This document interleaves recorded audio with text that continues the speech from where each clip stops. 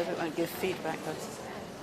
Well, I'll start with this and then hope that the lapel mic starts working. Okay, so higher order thinking skills, critical, creative thinking. I'll be talking, just to give you a sort of preview of what this is going to be all about. Some definitions, what is critical thinking, what is higher order thinking, and so on, and terminology, and then some reasons why we need to use higher order thinking skills in our teaching. Some examples, activities using higher order thinking skills in language teaching and learning, and finally, or nearly finally, critical thinking when using internet resources, which is more and more important for our students today, who are increasingly using internet resources in their daily lives and in communication and in learning. So to start off with definitions and terminology then, first of all, higher order thinking skills, or HOTS. Those which involve some kind of mental effort, where you're trying to work out something rather than just remembering or recalling or identifying, which are lower order thinking skills. Contrasted, as I say, with lower order thinking skills. Is this still not working? The batteries, we need to change. Ah. It would be easier for you to continue like that. I'll just continue like this now, don't stop this. And various classifications. Some of you may know Bloom's taxonomy of thinking skills, cognitive, I forget what he calls it, cognitive skills or something like that. And then there's the definition of convergent versus divergent thinking. Convergent thinking coming to one right conclusion, divergent thinking of many possible different solutions or ideas, associated ideas, as you can. Critical thinking is becoming used a lot recently, and I'll be focusing quite a lot on that in this talk. The ability to judge really critically whether something is true or untrue, good, bad, and so on. So it involves some kind of value judgment. And creative thinking.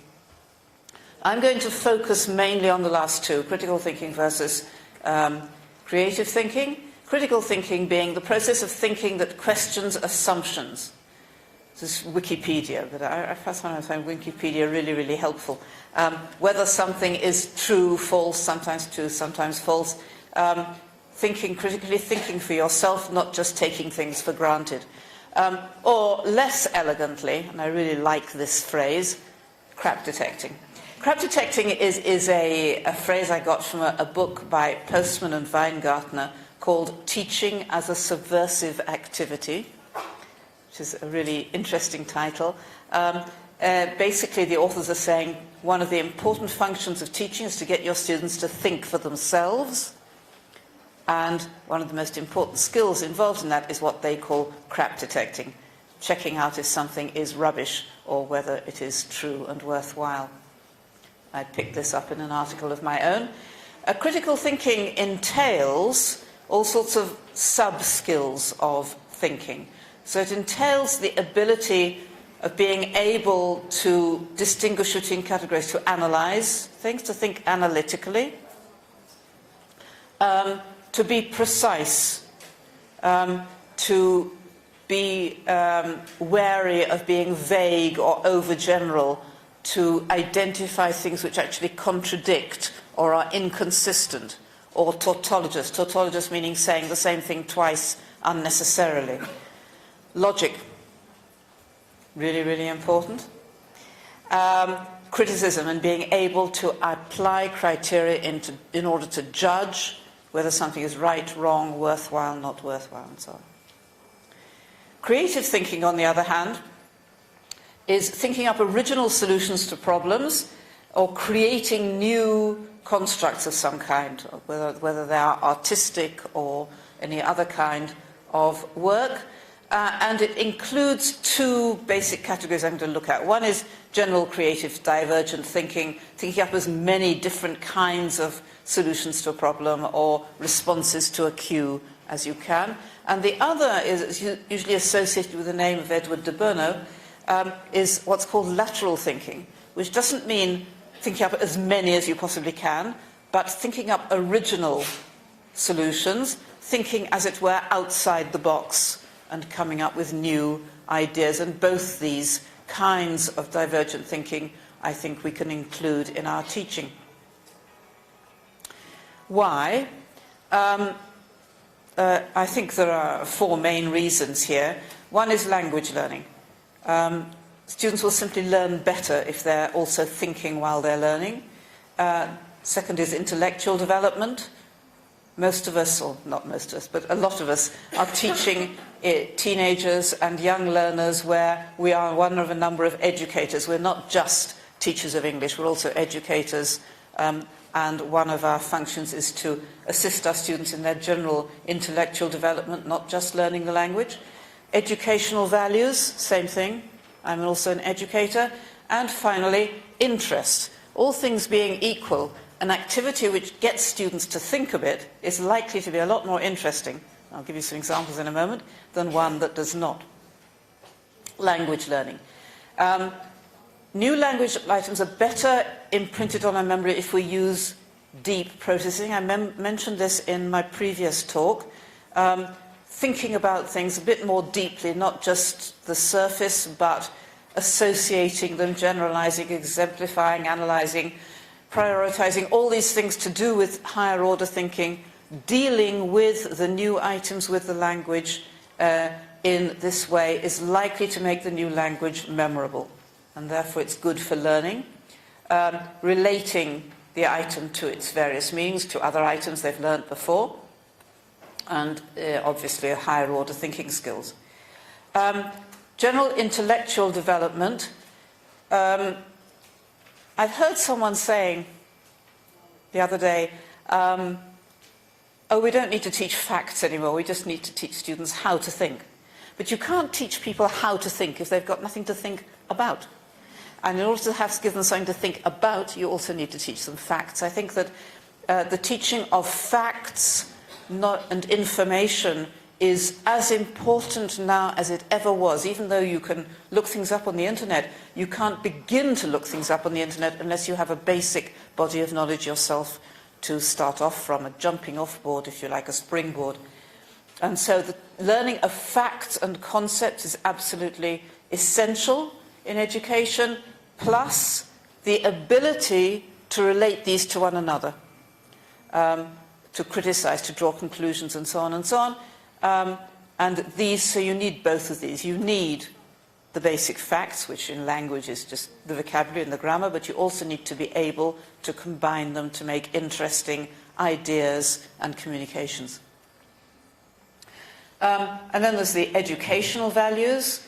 And this is really important in a country which is a democracy, in a culture which encourages individual thinking and creativity, the ability and importance to think for yourself as opposed to the unthinking acceptance of something that someone else has told you. Encouraging our students to say, okay, an authority told me this, but I'm going to check it out myself as well. And I think we need to encourage this. It's part of my own educational belief that one of our functions is to help our students to think for themselves and evaluate what they are told, not just accept things unthinkingly. So the willingness to approach input critically, and I'll give you some examples later. Not just accept something because it appears in a text. Finally, just interest. It's just a lot more interesting to do things that involve higher order thinking than it is to do ones that do not. Okay, let's start with the language teaching bit. Higher order thinking skills in language teaching. Let's look at critical thinking. Let's look at a conventional vocabulary exercise like this.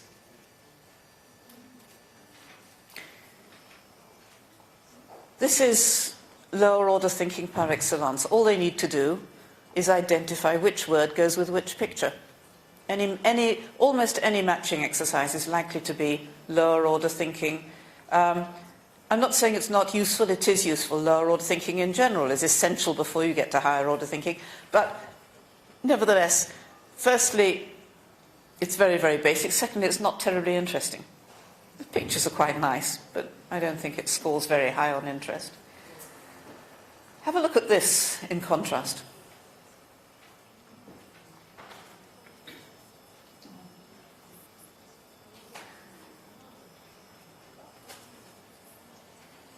Here, first of all, there's a lot more words. But they are asked not only to identify what the word means, but also to categorize it, to say what class of things it belongs to. It's just a little bit more processing, a little higher order thinking skills, and quite a lot more interesting to do. So that's an example at a very, very basic level. And a point I want to make quite early on is that higher order thinking skills are not limited to upper school or to advanced learners. They can be used at a very basic level like this. Grammar. I say with vocabulary, so I haven't got to grammar yet. Another matching exercise, but at a much higher level. We've moved on now to upper intermediate, if you like, B1, B2 level. Matching. A little bit more tricky, this one, but the fact that it's tricky doesn't necessarily mean that it's higher order thinking. It's still lower order thinking. It's just matching to a definition rather than matching to a picture. Okay? So one goes with angry, goes with D.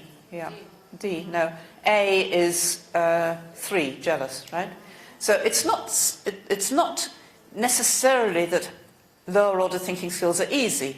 Sometimes they're a bit tricky like this one, but it doesn't mean to say it's higher order thinking, and it's definitely not very interesting. Now, this is a review exercise. We assume that if the students are able to do this, that means that they've already taken the word at least into short-term memory. They know what it means. If they didn't know what it means, they couldn't do it. And they're just practicing. So they're using words which they already know and consolidating their knowledge of their meanings. Contrast that with this.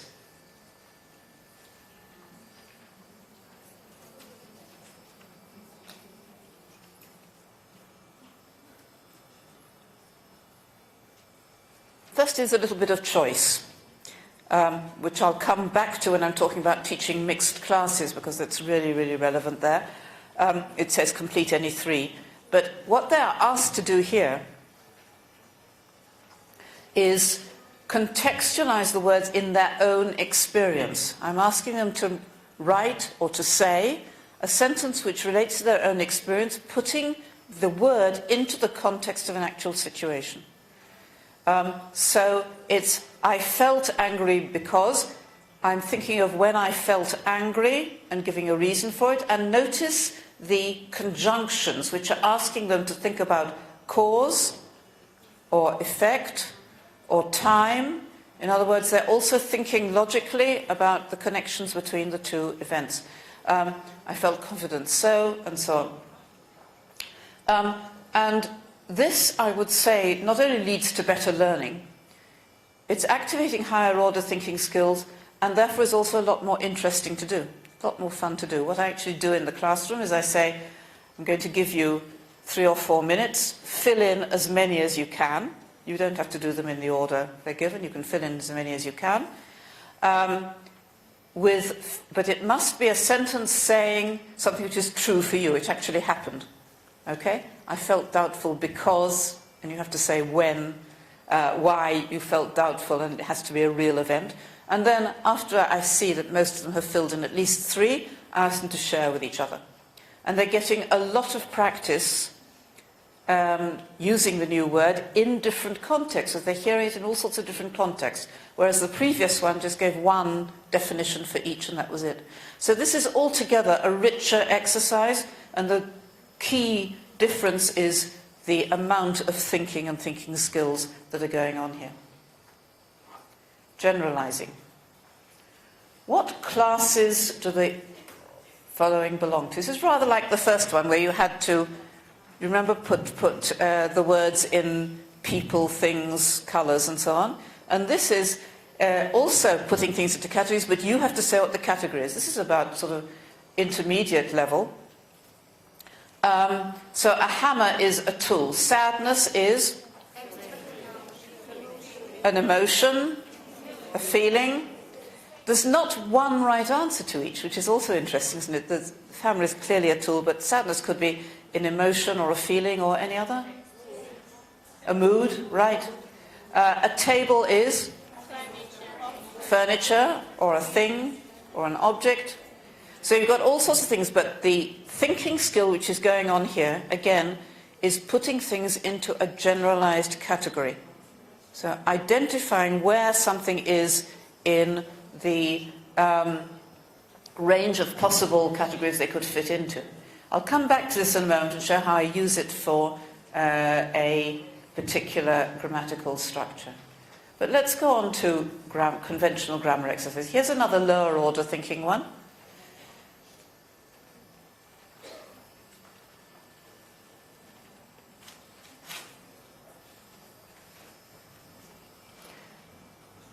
Again, it's not that easy. You really need to know your grammar in order to be able to do it. Stratford is the town.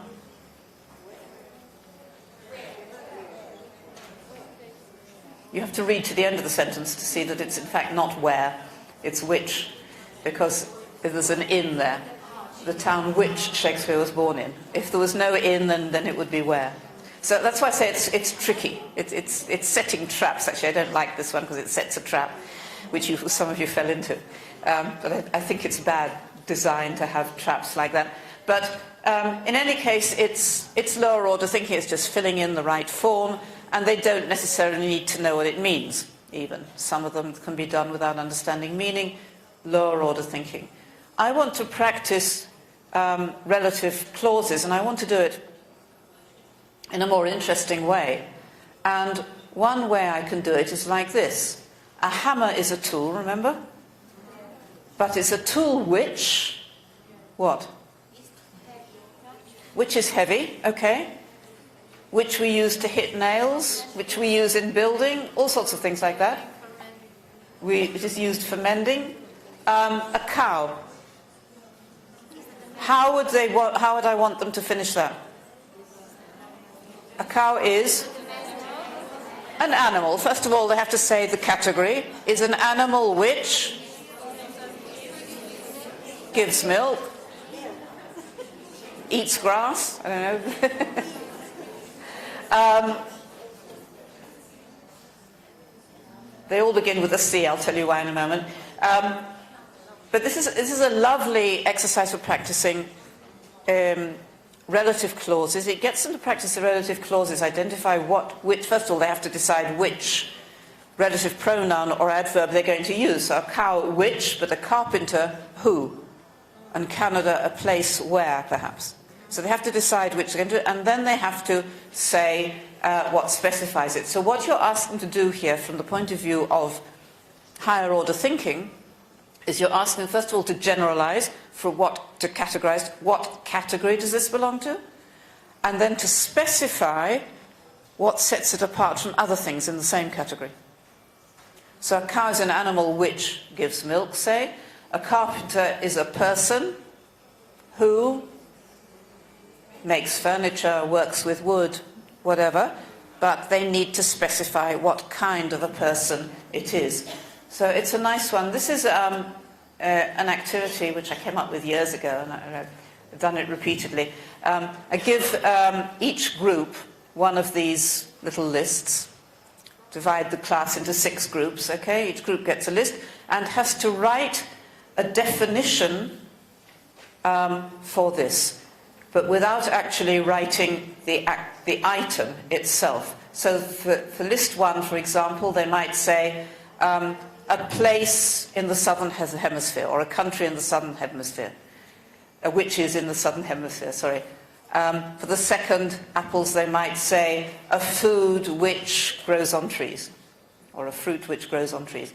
And then each group has this set of definitions using the category, which, who, where, when, and the definition. They pass it on to another group which has to guess what the word was.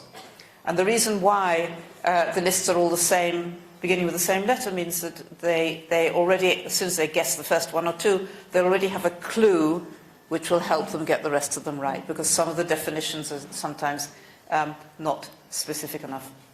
So it's a nice group activity for practicing relative clauses using higher order thinking skills of generalization, specification. Here's a list of sentences, and at the bottom it says, when do you use since and when do you use for? In grammar, this is what's called inductive learning of a grammar rule. Instead of telling them you use since when, you use for when. You say, okay, here's some examples, work it out for yourself. Generalizing from the specific. That's another way of using higher order thinking skills in the teaching of grammar. Come on now to higher order thinking skills in reading and writing in general, in fluency. I want my students to be aware that in the texts they read, they need to pick up things like inherent contradiction, repetition, vagueness, the things I was talking about before. And I think it's really useful to give them exercises like these. Do these make sense?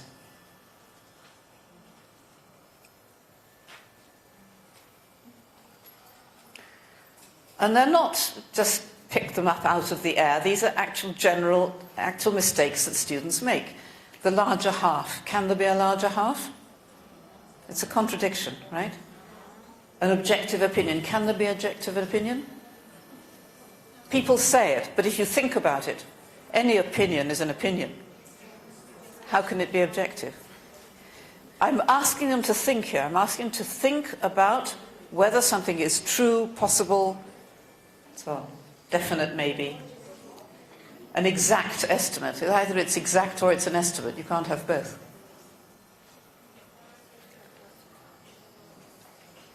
Tautology, the same sort of thing. I'm going to ask them to be critical in their reading. Tautology is when you say the same thing twice, but it's unnecessary, like this, these ones.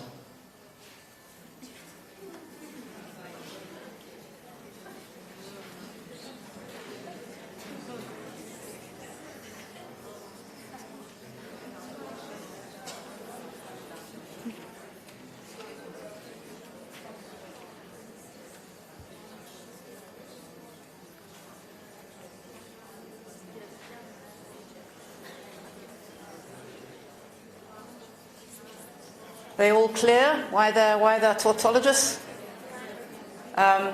Number 7, for example, they need to know that commute means going back and forth. So you don't need back and forth. Or meet together. Meet means meet, you know. You can't meet not together. How else could you meet?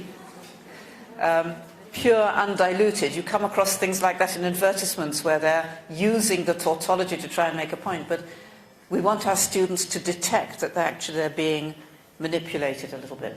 Let's go on. Underlying assumptions. I want my students to think logically. I want them to be aware when they're being manipulated. I want them to be aware when they read statements that are assuming that the students believe something which may not in fact be true and for which there is no proof. Have a look at these. Perhaps discuss them with your neighbour. What assumptions or emotive implications underlie these statements?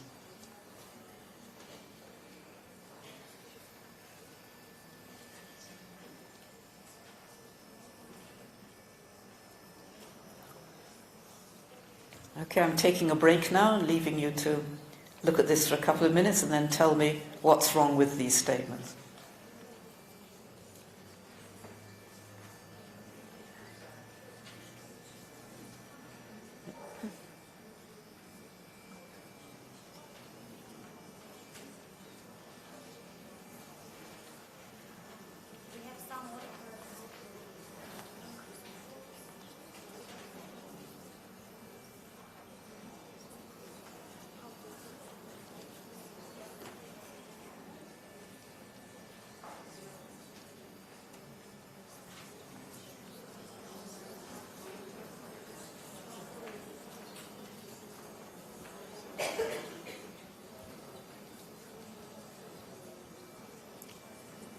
Okay, what's wrong with the first?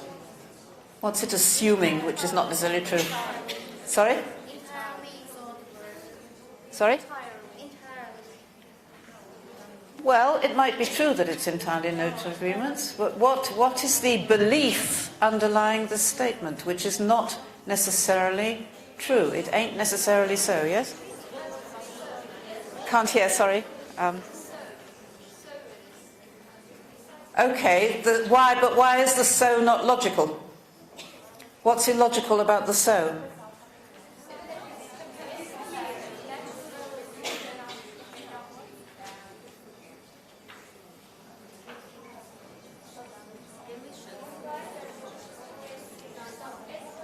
Sorry?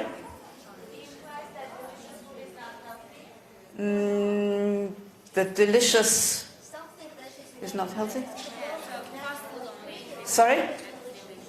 Something that is composed of natural ingredients should be delicious. Should be good for you and delicious. It's assuming that natural is good. But I can think of a lot of natural things that are not good at all. Natural disaster, yeah.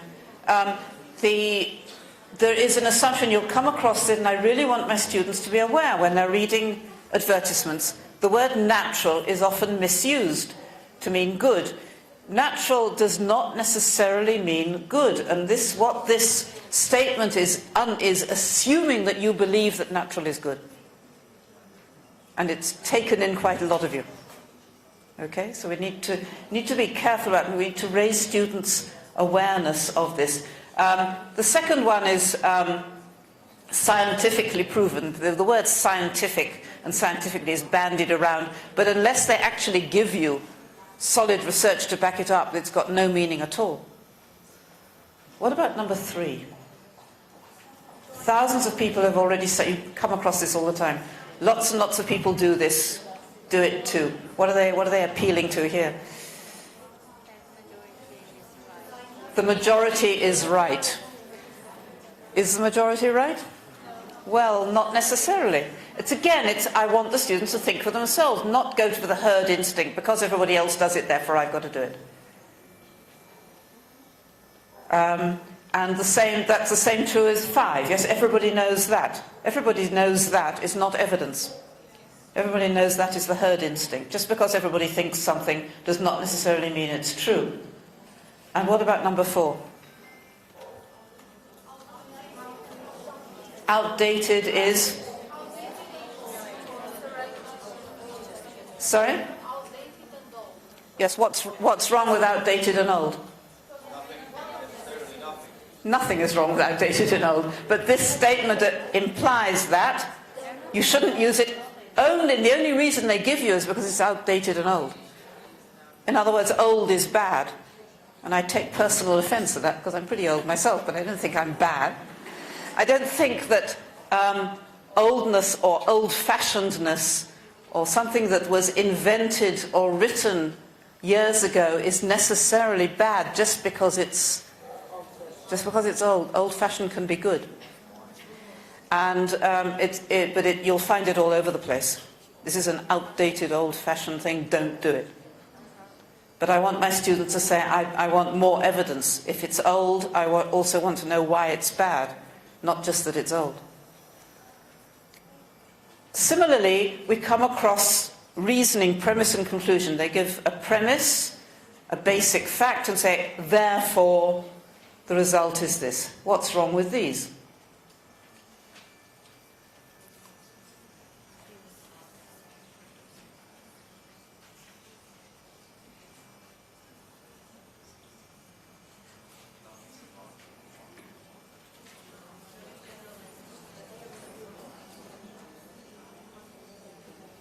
Anyone want to comment on any of them?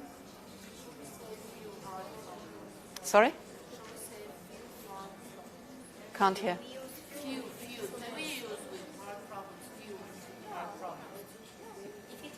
Have few. So they don't have many, okay? So drinking red wine is good for your heart. Does that prove it? No? There may be all sorts of other things we don't know. There's no proof here. What about the other ones? What about number 4, for example? It doesn't prove cause and effect. This is a problem with a lot of correlation studies. You say this happens and this happens as well. They both happen, therefore one causes the other. But it ain't necessarily so. The causation may go the other way, or they may both be caused by something else. We don't know. In this case, she spends a lot of time reading, so she reads very well. It could be the other way around. She reads very well, so she spends a lot of time reading. Or they could be mutual effect. But the reasoning is not reliable. And the number 3, I just checked this morning, by the way, and it's totally untrue. The fact that the etymology comes from a word, the original word in Latin means to lead or to draw, but there's no evidence whatsoever that the basic meaning of education is to draw out. It comes from an old word in Latin, educare, which actually meant to educate. So it's got nothing to do with the idea that that education is to draw out people's potential. This is just theorizing, nothing to do with true etymology. And number 2, someone saying something untrue is not necessarily a lie. It may be a mistake, an honest mistake or whatever. So I want students to look at these carefully. If they get them, they get them. If they don't, I'll help them to get them. I want them to look at statements critically and examine their truth. And this last one is just for fun, ambiguity. Let's have a look at these.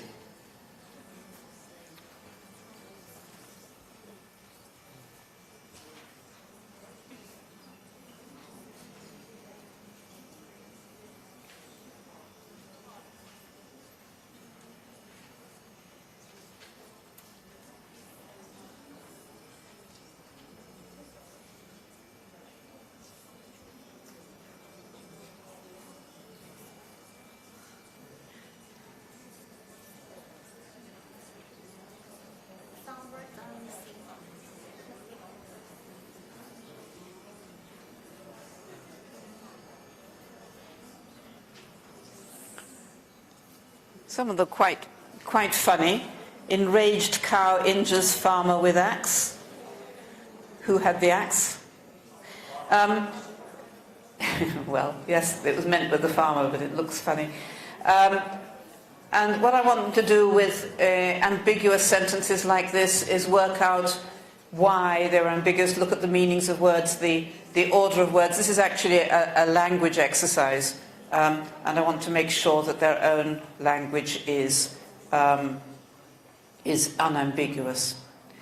Okay. I want them to look now at evidence-based conclusions, moving on to, I won't do you any more testing, I'll show you the things which are useful for basing classroom activities on.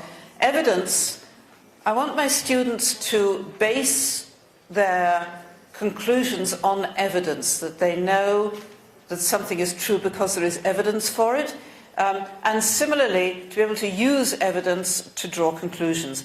And this is just a rather nice oral fluency activity. What would be your conclusion from this evidence?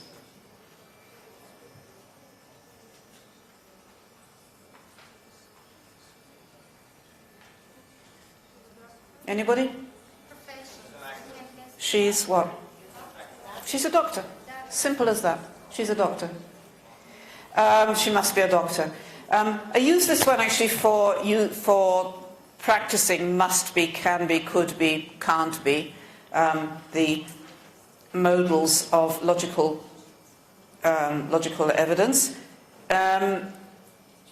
This one, he never smiles. We sometimes see him cry. The funniest jokes can't make him laugh. He stays at home all the time. He can't be very happy, or he must be unhappy. And the classroom activity based on this is a whole set of situations. And what I do is take this page, duplicate it, cut it in half. One partner gets one half, the other partner gets the other half, and they don't show them to each other. And they have to one partner chooses any item they like and provides evidence for this situation. And the other partner has to guess what the situation is.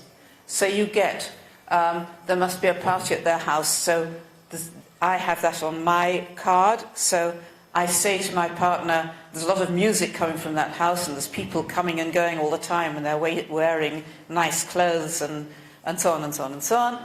And hopefully my partner will guess there must be a party there and so on. And it's a really, really nice activity to do, but it's based on logical thinking about evidence leading to conclusions. Here's another one.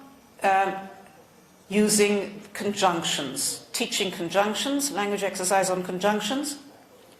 And in order to do this exercise successfully, they need to understand the logical connection between the first part of the sentence and the second part of the sentence. Whether the second part of the sentence is a result or a purpose or linked temporarily, or a condition, or whatever. So, for example, number 5, he is a good boss, has a good sense of humour. They're both positive, so it's going to be some kind of positive link, in addition, or moreover, or something like that. What about number 10?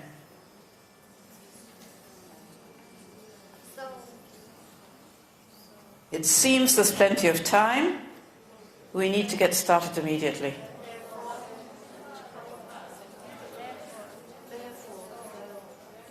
No, I would say there's not much time. We need to get started immediately. But if there's plenty of time,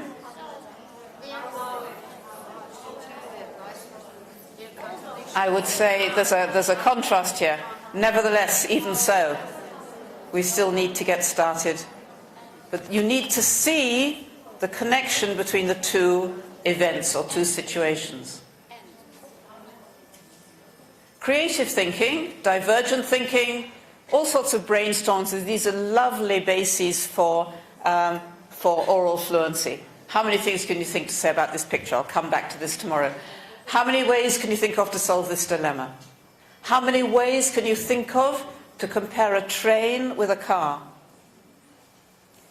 With using comparatives. So this is a grammar exercise. A train is longer than a car, right? A train is faster than a car? Yes, maybe? Which is more comfortable? A train is more comfortable. So you ask them to brainstorm all sorts of things there. How many endings can you think of for the sentence? If I had $1 million, and I'm going to elicit sentences with would, so it's grammar, but it's divergent thinking, it's creative thinking. What can you think of? How many ways can you think of to use a pen? And you put them into groups and get them to think of different ways and then pool them.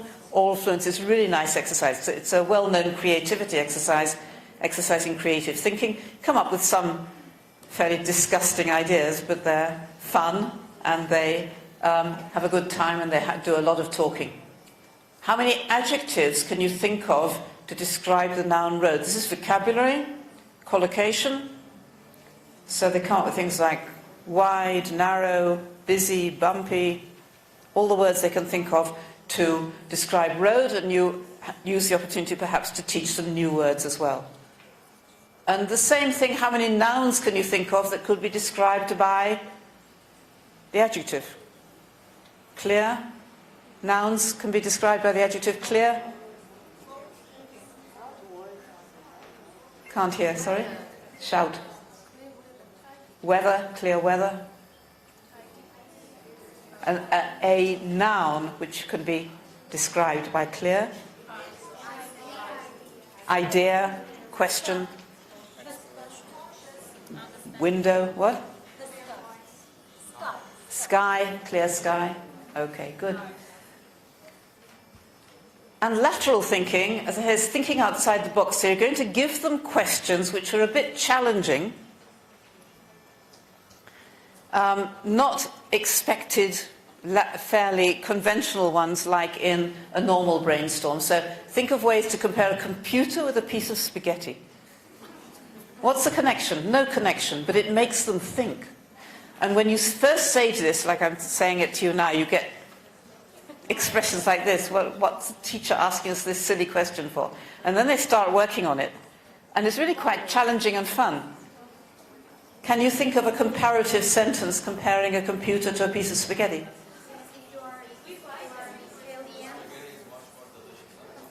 What is more delicious?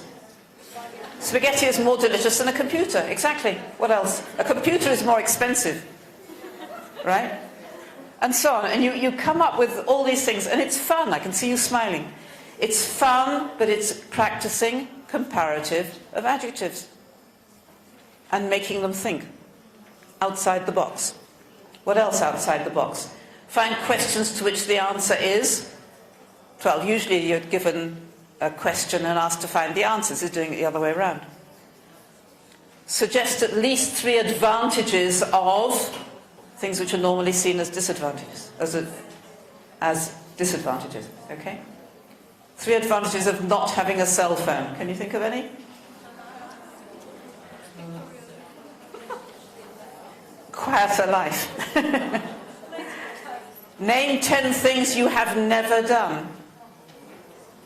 And share them. Present perfect. With ever, never. Name 10 things you can't touch. And why? Modal can, can't. And speech. Say some negative things about. And finally, say some nice things about your friend using a negative sentence. So I'm practicing negative sentences, but I'm thinking a little bit more than... So say a nice thing about your friend using a negative sentence, somebody? She doesn't smoke. Okay, it's a good start. She's not selfish. She's not selfish, okay? She doesn't give away my secrets. She doesn't waste her time. She's not a liar. She's not a liar. She isn't unfriendly. She's what? She is not unfriendly. She is not unfriendly. Yes? She's never short of money. She's never, what? Short of money. She's never short of money. That's really useful. Okay, and the last part of this talk, I'd like to look at using critical thinking, not for language learning directly, but for using internet resources. Increasingly, we send our students to the internet to find out things and use it for language teaching and education in general. And it's really important for them to be able to use these internet sources critically, carefully, cautiously, not just assuming that everything that's written up there is true, because it isn't. New vocabulary has come into the vocabulary of the English language over the last few years. Fake news, you've heard about that a lot, right? There's a lot of fake news up there. Truthiness, you heard this word truthiness? New to you? Truthiness means something which appears to be true, but is not necessarily. It just has the outward appearance of truth, so it has the quality of truthiness, but maybe not truth. The post-truth era, or post-truth politics, politics of being convincing without necessarily saying the truth. And something called advertorials, very, very common on the internet, where something which purports to be an informative piece of writing is in fact an advertisement for something.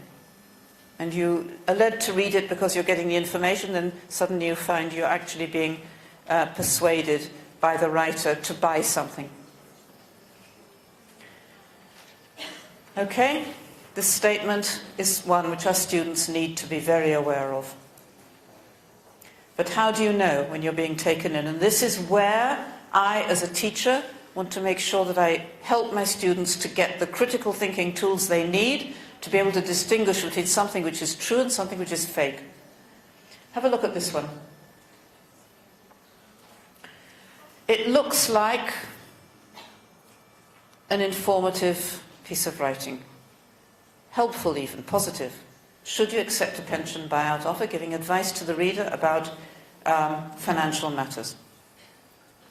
And then you see, it's written in small print, so it's difficult to see, but it's actually advertising a service which the writer is giving.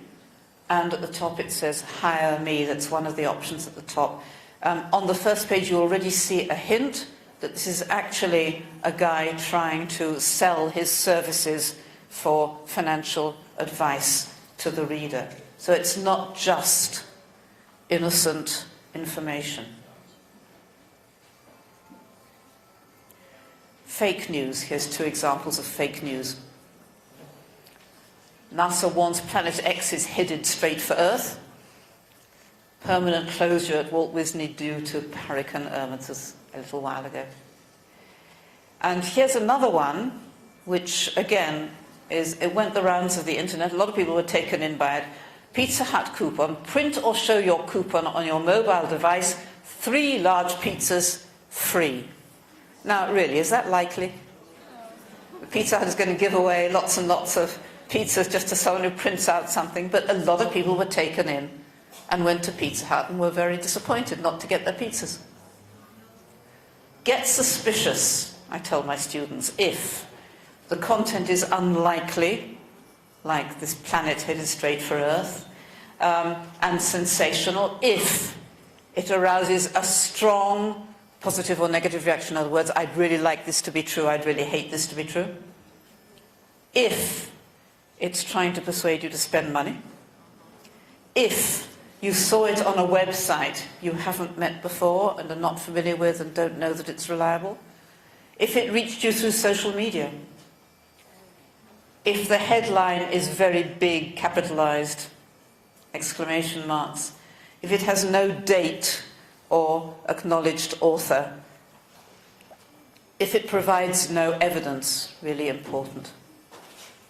So what I want to do and what I want my students to do when they come, and I'll give you an example in a moment, is I want them to check out any such item, not just take it at face value and say, because it's printed on the internet, it's true. No, not necessarily. I want them to evaluate critically using all these criteria. Is it likely? Is it an advertisement? Is it logical? This is why I do the exercises on logic in my normal classes. Is it logical? Or is it appealing to emotion? Does it have some kind of underlying assumption? Is there evidence for it? Or is it just a statement? Who wrote it? Is it someone I can rely on? Is it someone I can refer back to? Is the journal or the website likely to be objective? Or does it have commercial or political interests? Here's an example. I read about a year or 2 ago an OECD report entitled Students, Computers and Learning, and it led me to wonder whether students in the States or in any place where they're sort of digital natives already and not digital immigrants, whether they prefer textbooks that are print or textbooks that are digital. This report that you see on the screen, the OECD report, which you can get at online, it's really easy to access. But what they showed, they looked at the top scoring PISA countries. You know what PISA is? The international exams on reading comprehension and mathematics and so on. The top scoring countries, the OECD countries, are these. And what the survey found was that these countries use computers in education less than the average OECD country. So in other words, there seemed to be either no correlation or a negative one between ICT use and academic achievement. And this was very surprising me to read, but very solid research, one of these destabilizing things, right? Computers are not necessarily good. But it led me to ask myself, do students on the whole prefer print books or digital? And I went to the internet to try and find if there's any research on whether students prefer print or prefer digital. Plenty of research on the internet. But the trouble is that it's contradictory. You find a research which says yes, research which says no. So who is right? Okay. Here's one which says 57.8% of United States students prefer digital textbooks. Here's another one. 78% of students prefer digital. Here's another one. 92% prefer print. Right? So I'm in a quandary here. I've got evidence for, I've got evidence against. How do I decide? Here's the rest of the Los Angeles Times article saying they prefer print. So I checked out. I looked how likely it was. Well, I have no real way of knowing. What's the website? What's the source or author? What's the evidence? Now, I looked at this one. This was the first one which said 57%, which I already showed you. And I said, right, Bookboon blog. So what's Bookboon? I need to check it out. So I went to Wikipedia, I think, or somewhere, and I found out what Bookboon. And it turns out that it's a company which publishes digital materials. So they have a vested interest in showing that students use digital materials. Let's look at the next one. This was 78% of students prefer digital course material. The author is Michael Schramm from the University of Michigan. Now, what would you assume from that? That he is a professor, researcher, right? And the what's the name of the firm? Vital Source Technologies. That's beginning to look suspicious. Anyway, I checked out Michael Schramm, and in 2015, which is when this was published, he was actually a student, earning some extra money by writing things like this. But the heading leads you to believe, as you said, quite naturally, leads you to believe that if it says Michael Schramm, University of Michigan, he must be at least a professor. And he isn't. Vital Source Technologies is an e-textbook company. So already I'm saying, wait a minute, these are not quite as reliable as they are saying they are. And then I went to the third one, Los Angeles Times. Firstly, the Los Angeles Times itself is a very reputable, one of the top newspapers in the United States. They're not going to publish stuff which is not reliable. So already the source looks a lot more reliable. I then checked out Naomi Barron and found that she was a bona fide professor with lots of research to her name. This particular one is on a Google Scholar, so she's genuine. So my conclusion is that probably the Los Angeles Times report is more reliable than the other two reports, and I draw my conclusions accordingly. But it takes a little while to check out, and you need to check out the sources. Conclusions, then. Use of higher order thinking skills and language learning materials contribute to good learning and are important. However, they can only be activated if the students know facts. First, I need to stress this. Higher order thinking skills are not in a vacuum. You need your facts, you need your lower order thinking skills. And I think we can encourage students in exercises, language exercises, all sorts of kinds, to use higher order thinking skills and to use a critical approach to reading or listening text from word level upwards and from the very early stages. This means checking for logic and consistency and so on. And critical thinking is crucial when approaching material accessed from the internet. We want students to be critical when they're looking at internet sources and to be encouraged to be on the lookout for distortions and so on.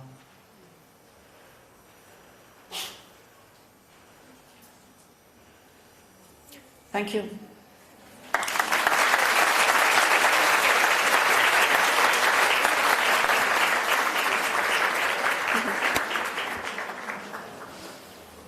Okay, any questions? Over here. think critically a little bit. Just another question with the request. Like, as far as there are lots of people here, can we do the experiment here to find out who prefers, like, who thinks, because most of you are teachers, who thinks that the printed books are more preferable, and who thinks that digital books are more preferable? Okay, books printed. Do you need anything else? Electronic books?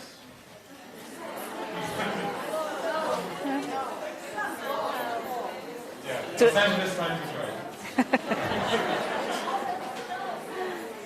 Any other questions or comments, suggestions, Protests. protests? No. Thank you so much, everyone. So this is it for the second day. Thank you so much for coming for today. We are going to meet tomorrow at 11 o'clock, and the registration opens at 10 o'clock, so you can come early if you want to. Thank you so much. Have a nice weekend, whatever is left of it.